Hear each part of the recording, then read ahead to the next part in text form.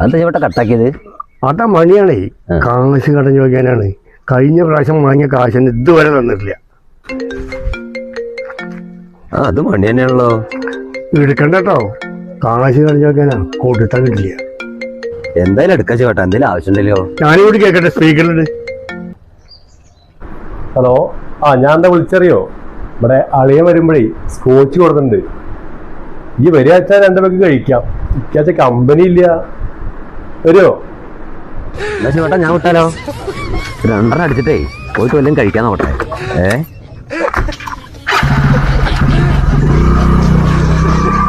അല്ലെങ്കിൽ ആവശ്യത്തിന് ഫോൺ എടുക്കാൻ തോന്നില്ല.